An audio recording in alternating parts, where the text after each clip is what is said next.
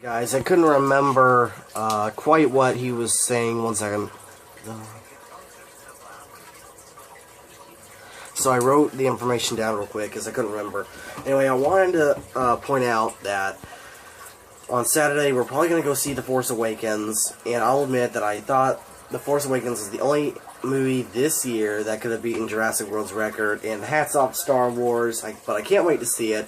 I'm still more of a Jurassic Park franchise fan than Star Wars, but nonetheless, I hope I'll enjoy this movie. I'm going to go with some friends, my grandparents, our church friends. Let's see. We're going to go see it at the drive-in this weekend. I hope y'all enjoyed the video of the Christmas lights and all that, and my last video about the top 5 dinosaurs I want to see come back for Jurassic World. All that. So anyway, here we go. And he was talking about the screen that Mrs. Kirby does, and this is in line. It's just my opinion on all of it. And yes, that was idiotic. And even in writing wise, it was really stupid. This Jurassic Park 3 was really just haberdashed quickly, and to a point you understand how the actors feel. They enjoyed making the movie, because you don't really know how a movie's going to go. I mean, they said the same thing about Fantastic Four. They had so much fun making the movie, they just didn't know how bad it was going to be. So anyway, that's with the scream and all that. You don't go onto an island full of dinosaurs and just start screaming. Anyway, next is the Jurassic Park 3 raptor scene on the airplane. And yes, it is hypocritical to show an animal that looks so much different than the original version and just make it look like the actor sees it as the same animal as the first movie. It's just hypocritical, and we've seen it before with certain other movies. I can't remember right now. And in itself, it is a stupid scene. We could have done it without it, probably. Let's see. I'm trying to throw out my opinion here. I thought I had more to say about all this. With the Lost World Jurassic Park gym move sequence with Kelly Malcolm.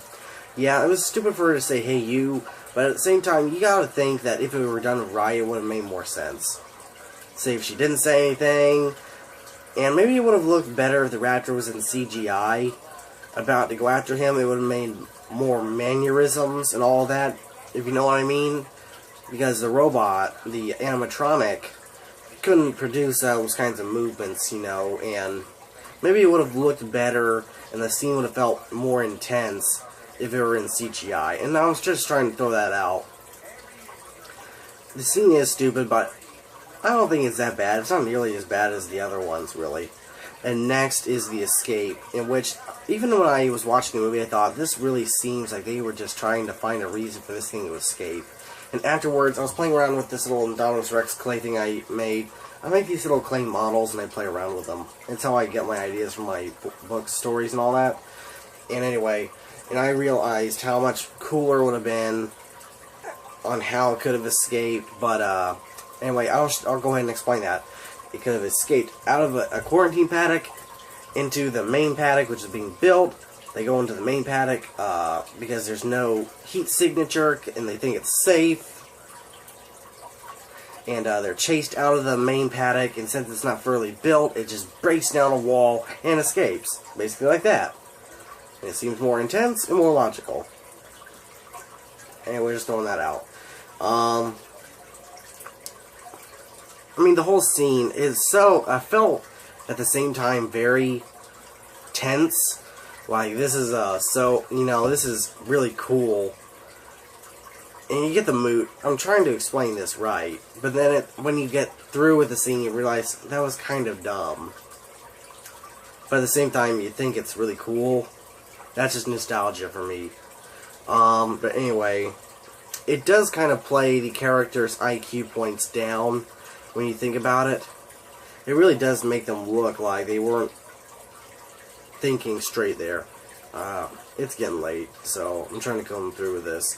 And the first of all this is probably the thing I hate more than any of these other stupid scenes, is when they tore Alan and Ellie apart. I remember being a kid watching this and thinking, they didn't get together? And here's me, I'm not into all that. You know, when I see like one of those chick flicks, I want them to break up in the most miserable way possible. In Jurassic Park, I want them to get together, have kids, and the white stupendous wave. Mention it, how it could have been. Would have been so much better. Oh man, that's what gets me mad out of the whole series. Was that they didn't get together at the end. Because everything they went through in the first movie. But anyway, yeah, that's how I feel about that. And it's a pretty short video too. So, next I'm going to get started on a video for Battle for Skull Island. It's that or I'll do the... I was going to explain some stuff about Indominus Rex, how I felt about it when it was starting to come out. I think I'm going to do all of that during Jurassic World review. And I know it's pretty late to do a review, but I don't have the movie yet.